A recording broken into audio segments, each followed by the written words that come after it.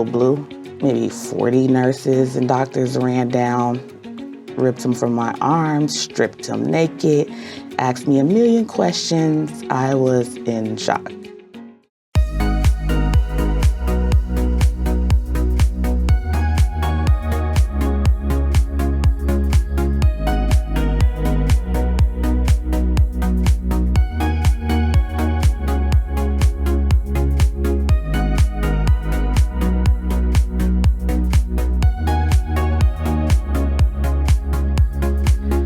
I'm Bianca Cotton. Welcome to Behind the Confident Smile, a safe space for women to reveal the truths they carry beneath their confident exteriors. Each episode features honest conversations about the struggles, challenges, and experiences often remain hidden. In this episode, we're talking about the powerful story of how Javiel discovered her youngest son, Kairo, was living with AVM.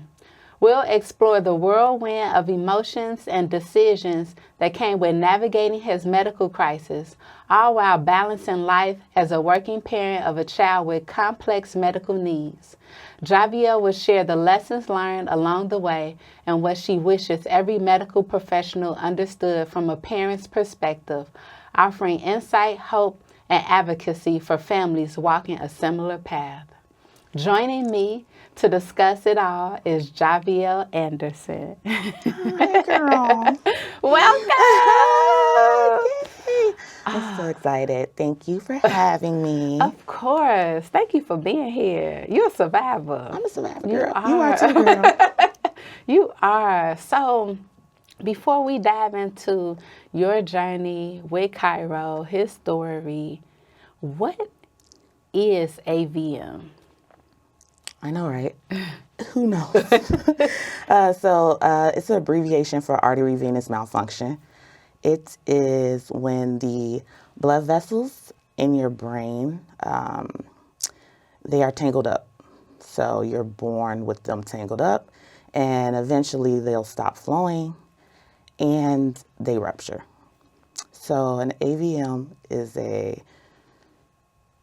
you're born with like a default of the blood vessels that's supposed to surround your brain and go like a tree branch, but they're born like all tangled up. Like a ball of yarn. Like a ball of yarn. And of course the blood flow to the brain, eventually that will start to block. That blockage will then cause headaches, migraines, other symptoms, and then it'll rupture and cause a severe brain bleed. If you don't catch it in time. If you don't catch it in time. Mm-hmm. Okay. So now that we know what an AVM is, take us back to the day when the medical crisis with Kairo began, when you observed it to be. Take us back to that moment. Of course. So this is not my first rodeo. Kairo is my third son. I was 16, 12, and he's my now 3-year-old. At the time, he was 2. So he was hitting all the milestones. He was excelling very well. He got up to date all his shots, and one day he turned 2 a couple days after his birthday. I was getting ready for daycare, and he was drenched in sweat and didn't wake up. While I put on his clothes, I put on his snowsuit. So I'm like, maybe it's because I have a snowsuit on. His eyes remain closed. Odd sounds, like what I thought was snoring. So I'm like, let me get him to the car, in the car seat, to the daycare. Maybe he'll wake up. I'll play some of his music. Of course, it's December in Chicago, so it's cold. It's cold. So he'll maybe cool off and then wake up because of all the cold wind. It's cold outside. Nothing. And I work in corporate America. I'm on my way to work. And then all I'm thinking is I got to get to work on time. But still recognizing that he hasn't waken up, looking through the rear view while I drive to daycare. It's about 5 miles away from the house. And he was doing something odd in the back seat. His head was slumped down over, still eyes closed, and he was like tugging at his knee. as if he was trying to pick his knee up, but head was slumped over. And I got to the daycare, and then I proceeded to take off his clothes, and he still didn't wake up. The kids were yelling, Kairo, Kairo, Kairo. Still didn't wake up. Once I took off his snowsuit, his body, I realized that it was something serious because his body was super limp. And then I went to go pry his eyes open. I'm kissing him, hugging him, everyone's screaming to wake up. So I took my fingers and I was like, open your eyes. And they were gray and foggy. Immediately panicked. And I ran to the car with him in my arms. No suit. I forget the snowsuit at this point. And now he's in my arms.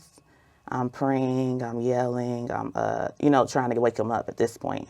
Kissing on him, nothing, shaking him while I'm driving with him in my arms. The nearest hospital was Larabita. And so when I got to Larabita, not realizing that it wasn't a acute facility, I ran up the stairs, the doors opened, the security was like, this isn't a hospital. And I was like, I don't know what's happening. He's not waking up. And code blue, maybe 40 nurses and doctors ran down, ripped him from my arms, stripped him naked, asked me a million questions. I was in shock. And they couldn't figure it out. There's no open wounds. He didn't hit his head. He didn't fall. No car accident. And so immediately he was rushed to the nearest hospital. After getting there at 9 a.m., they did not let me see him for 12 hours. In that process, he was being worked on for a very long time, to the point where they didn't know what was going on with him. They asked me so many questions, and I answered them so vividly because I know my son very well. I'm a very involved parent. All I do is mom and work. And so I was able to answer all of the questions, and they still had no answers for me or what was going on. And I tried to see him at first admission, but they needed all the space in the room to work, so they wouldn't let me in. So I knew it was life-threatening. And, most doctors try to stay mutual, but their reaction and their uncertainty of what was going on created that fear in me, to where I finally broke down. And then I called my mom, of course, and then a close friend. And then I did one thing that was odd, but something that I always did. I posted on social media. I just posted a photo with a caption like, "Keep fighting, Kairo. Mommy loves you." And oddly enough, I got an overwhelming amount of support from social media that I didn't even knew existed, right? I had my social media page for a long time. I always post some stories, but everyone was praying, rallying for Kairo. And, that was a very emotional, anxious 12-hour wait from 9 a.m. until finally getting to be able to see him at 9 p.m. During that 12-hour wait, though, family was rushing in. I had signed consent for several surgeries. I didn't even know what the surgeries were, to be honest with you. I didn't know what I was signing. Blood transfusion. I was just like, whatever. Fix whatever. Whatever you got to do to fix it. And I was so anxious to see him, but when it was finally time to see him, from 9 a.m. to signing several surgeries, all of the family is here, to 9 p.m. finally get to walk into the ICU room. They had told me they put him in a heavy medicated coma. Yeah. But I didn't know what that looked like, right? So, and I hadn't seen him in 12 hours, so I was eager to see him, but when it was finally, you can see him, and I got to the room, I couldn't walk in without someone. And he was just unrecognizable to me. He didn't look like my son. He looked like he had lost 5 pounds in 12 hours. His head was swollen. He had tubes everywhere from every body part you could think of, 2 in his brain. He had 1 coming out his mouth, private area, 1,000 tubes. And then there was a video monitoring his brainwave activity. It was crazy looking, to the point I posted again. And I just said a simple pray for Kairo. And after that, I couldn't stop posting. Yeah. Everyone, that was the easiest way for me to give everybody an update all at once versus texting and saying it over and over again. Overwhelming. Yes. Overwhelmed, I feel like that word doesn't encompass fully the experience. So while you're waiting, right? You go to one hospital, you're like, oh, they can't help me here. You drive to another hospital. They're trying to figure out what's going on. You're sitting. Are doctors coming to you giving updates as well as asking you to sign papers? Or what was that experience like while you wait, while they work? Chaotic. At this time, I didn't know what they were called, neurologists.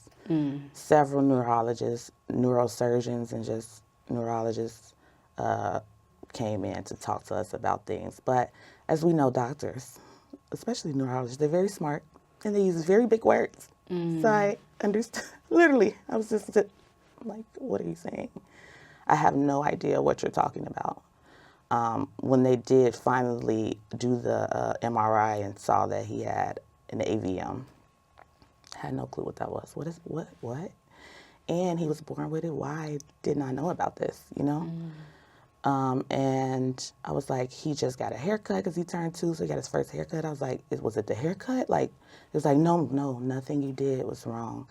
So that wait was chaotic, to say the least. Social workers was coming in. Also, they had to call Dad because Dad was not with me. And so Dad was called by the social worker, and his reaction, screaming, crying, which made it more emotional.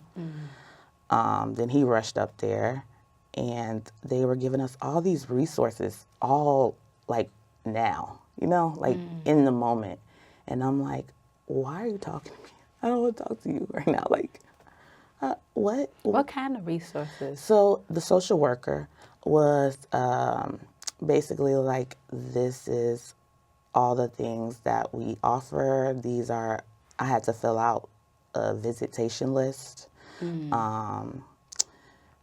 They were asking about my children, my other children, because I had to pick them up for school. Yeah. So my mom ended up having to leave and go pick them up for school for me, and couldn't, they was asking like, do you want an advocate to speak to the kids and explain to the kids what's happening? No, I want you out my face, really. You know what I mean? It's like, that's interesting. Yeah, it was more like a lot. Yeah. And I was just more quiet and more answering questions versus conversing. Yeah.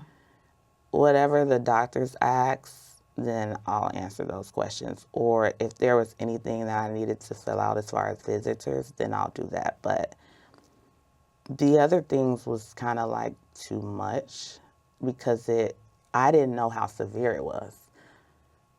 And so the way they were reacting made me realize that it was life-threatening. It was almost as if so like visitation, for example, there's only 6 people to a visitor list when ICU. And those people on the name, on the list doesn't change. So like, let's say you make the list, you can't change it for other people to come visit. In Kairo's case, they allowed multiple people that weren't on the list to come visit. And the reason why I found out later was because they thought he wasn't going to make it. Oh. I'm Curtis Tarver, inviting you to tune into the season premiere of Brothers Talking, a monthly program that brings together a cross-generational group of Black men, creating a brave space for honest, fearless discussion about the issues and challenges and opportunities for growth experienced by Black men. Join the conversation on CAN-TV, Cable Channel 19, or stream online at cantv.org or the CAN-TV Plus app. Elevated conversation and storytelling. Experience the power of community television. And they didn't say that to you. Right. Because they didn't want to alarm you. So in this, how much time has passed since the rupture? Has it been almost 2 years now? Or a year? Yeah, so it happened in December 2023, so almost 2 years. Almost 2 years. So when you think back to that moment in December of 2023 and not knowing what's going on, the overwhelming, probably even overstimulating nature of it all, what would you want the medical team to know, like from a parent perspective? Yeah, well, I would first say to the medical team that is working on anyone's child or anyone that's a neurologist to maybe be a little bit more, I don't know, they may have to I don't want to say dumb down the language a little bit. Put in everyday speak. Yes. What I call layman's terms. Layman's terms, please. Especially during a crisis. Because you're having me sign for consent for something that I really don't understand. So the AVM, I now do after my own personal research. Right. So the AVM calls Kairo to seize that. So it ruptured that morning. Had it ruptured while he was asleep and then slept 8 hours, he wouldn't be here today. So I caught it in time. Well, it was rupturing while I was waking him up. And I got him to the hospital in time to save his life. That caused him to have several seizures, a stroke, a brain aneurysm, and severe bleeding with a hemorrhaging. At the age of 2. At the age of 2. The neurologist just kept saying, he's really, really sick. Oh. That was their layman's terms. Okay. Right? Right. But really, really sick. But that's still not explaining really what not. is Exactly. occurring. What's occurring. And I know now hemorrhaging, what that actually is, but most people obviously don't. They've never experienced, they wouldn't know. I will also say, just with the social workers, I think at that time it was a lot for them to kind of almost bum rush. During the actual crisis. I hadn't seen my child yet. I'm filling out forms, I'm doing this, I'm doing that. It's almost like insensitive a little bit. It comes off that way. I'm sure they don't mean it that way, but that's how it comes off. Yeah. Also, they didn't give me much resources on other parents that also experience similar things. Kind of got that through my own social media awareness community. Wow. So now that you've seen Kairo, he has tubes and is attached to many machines and things. What is your immediate feeling upon seeing him laying there as a mother looking at your child? You know, it's odd, but I thought I would be more emotional, but because he was unrecognizable and he didn't look like my son, I did not react in that way like I thought. And my immediate reaction was to just pray, to be honest with you. And at this point, it was not in a doctor's hands, it was in God's hands, and there was nothing that I can do. He literally didn't wake up until the end of January. So how long was he in a medical-induced coma? Kairo was in a ICU for 49 days. He was in a medically induced coma for almost 46 days. And that was different and something rare, too, because most people, per the doctors, they say 30 days max. But they had to keep putting him under, so they would reduce the medicine to bring him out, but then something would happen. They had to do emergency surgery and then put him back under until he recovers, like that. So it's like a back and forth, constant drilling into the brain and surgeries, brain surgery after surgery.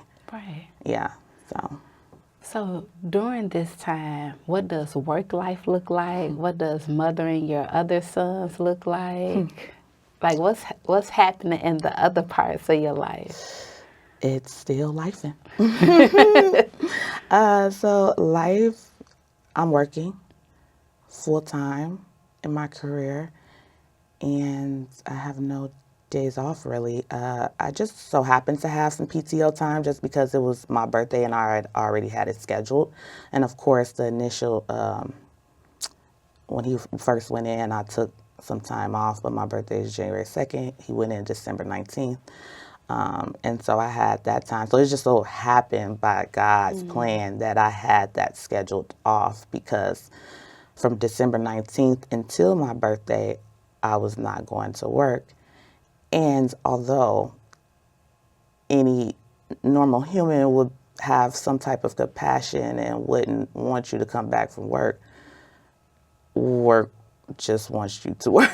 So unfortunately, had I not had that PTO time, I would have probably had to go back shortly after his admission. So I was like, God just aligned it that way, where I was out for like at least the first 3 weeks. And then after that, I went to work. I checked in on the kids at home, made sure they ate, or I sent someone over there to feed them, Uber Eats, and then I went to the hospital and spent the night. My mom was a very big help and support in that aspect, as far as going to get the kids from school, making sure it's groceries. They were a little older, so they would walk to school on their own anyway. And at that time, she wasn't retired, so she had to work too.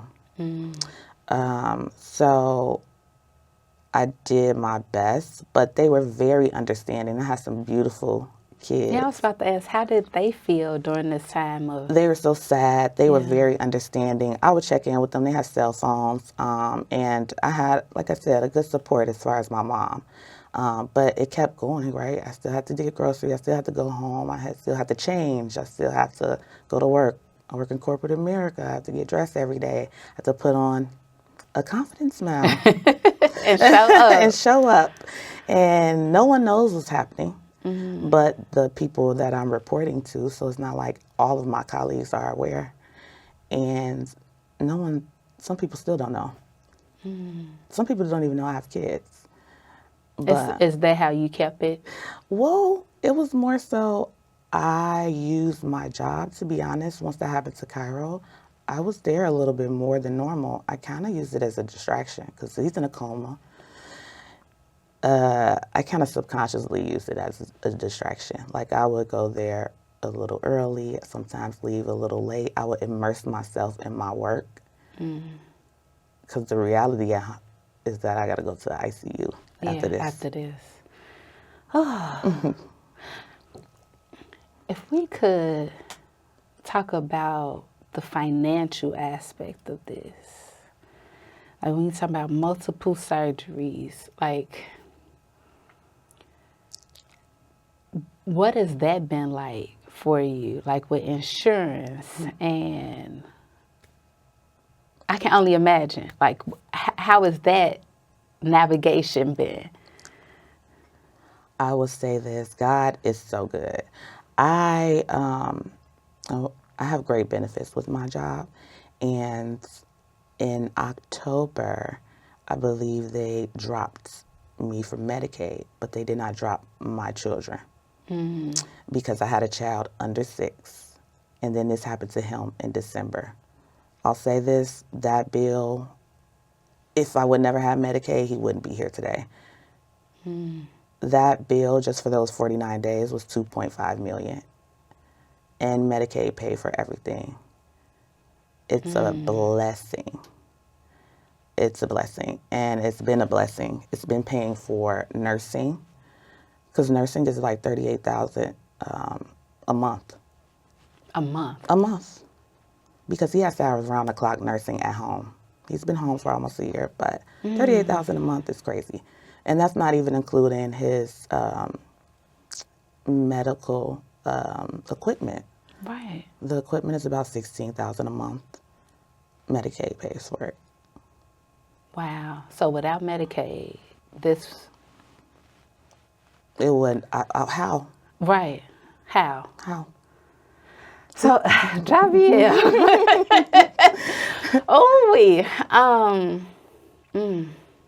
as we come to a close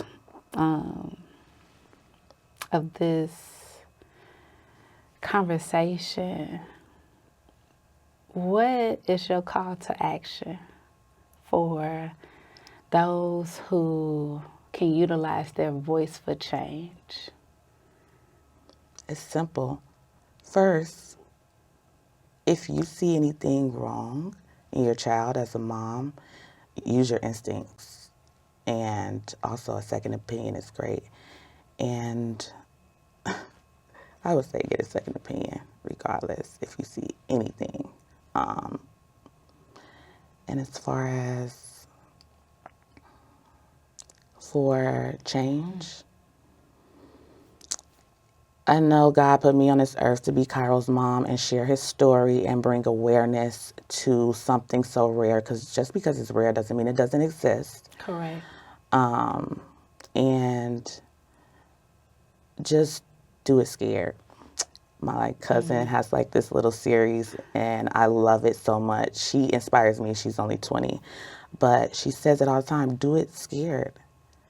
Just do it. Whatever you have a passion for, whatever your dreams are, do it scared. Yeah. Oh, Javiel, thank you. Thank you for just breathing through this. But I can't thank you enough for your testimony, for the courage that you continue to demonstrate, both publicly and privately. That's our time for this week. Thank you for making Behind the Confident Smile a part of your day. Let's stay connected on social media. Share your questions, comments, show ideas with me at Behind the Confident Smile Podcast on Instagram. Until we meet again, keep striving, keep smiling.